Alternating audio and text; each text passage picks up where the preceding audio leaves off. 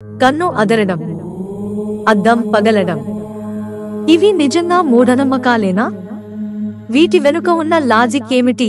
రాతి యుగం నుంచి నేటి వరకు ప్రజలు ఎన్నో నమ్మకాలతో జీవిస్తున్నారు. వాటిలో కొన్ని సైన్స్ కు అంతు చిక్కని విధంగా ఉంటే, మరికొన్ని ఏదో ఒక లాజిక్ తో ముడిపడి ఉంటాయి. చాలా మంది వాటిని తమ నమ్మకం అంటారు, మరికొందరు మాత్రం మూఢ నమ్మకాలు అని కొట్టి పడేస్తుంటారు. అయితే ఈ నమ్మకాలు ఒక్కో ప్రదేశంలో, సంస్కృతిలో ఒక్కో విధంగా ఉంటుంటాయి.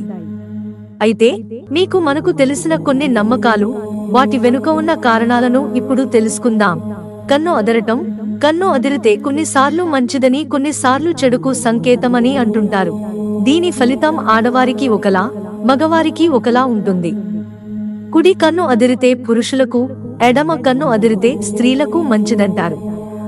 కన్ను అదరడానికి చాలా రకాల శాస్త్రీయ కారణాలను వివరించినా సరే ఈ నమ్మకం అలా కొనసాగుతూనే ఉంది.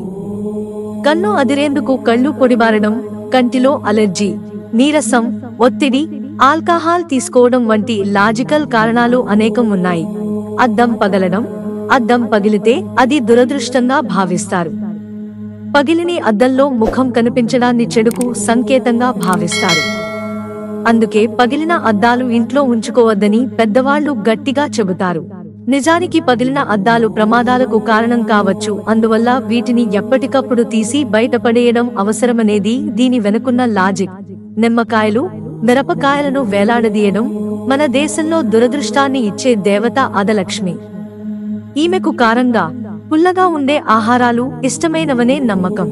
అందుకే చాలా మంది తమ వాహనాలకు, వ్యాపార ప్రదేశాల ముఖద్వారాలకు మిరపకాయలు, నిమ్మకాయలు దారానికి గుచ్చి వెలుపలి వైపు వేలాడదీస్తుంటారు. అలక్ష్మి అక్కడే తనకు ఇష్టమైన ఆహారం తినేసి సంతృప్తి పడి లోపలికి రాకుండా వెళ్లిపోతుందని ఒక నమ్మకం. నల్లపిల్లి అడ్డురావడం. నల్లపిల్లి అపశకునమనే నమ్మకం మన దేశంలో మాత్రమే కాదు, పాశ్చాత్య సంస్కృతిలో కూడా చలామణిలో ఉంది. ఈజిప్షియన్లు నల్ల పిల్లిని అపశకునంగా భావిస్తారు. ఇక మనవాళ్లకు నలుపు శనికి సంబంధించిన రంగు. నల్లపిల్లి ఎదురుపడితే వెంటనే మీకంటే ముందు మరొకరు వెళ్లిపోయే వరకు ఆగాలని అంటుంటారు.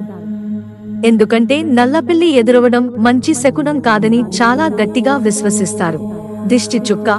మన దేశంలో చాలా మంది పసిపిల్లలకు కణత దగ్గర నల్లని చుక్క పెడుతుంటారు. దీనిని దిష్టి చుక్క అంటుంటారు. పిల్లలు సున్నితంగా ఉంటారు కనుక ఎవరి చెడు దృష్టి వీరి మీద ప్రభావం చూపకూడదనేది దీని వెనుకున్న భావం. చెడు దృష్టి పిల్లల ఆరోగ్యానికి చెరుపు చేస్తుందని నమ్ముతారు. కణత దగ్గర నల్లని చుక్క పెట్టడం వల్ల పిల్లలు అందంగా కనిపించకపోవడం వల్ల దుష్ట శక్తులు వీరి జోలికి రావనేది దిష్టి చుక్క ఉద్దేశ్యం.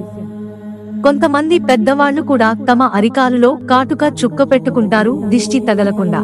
మిత్రులారా, ఛానల్ సబ్స్క్రైబ్ చేసుకోవడం మర్చిపోకండి. ధన్యవాదాలు.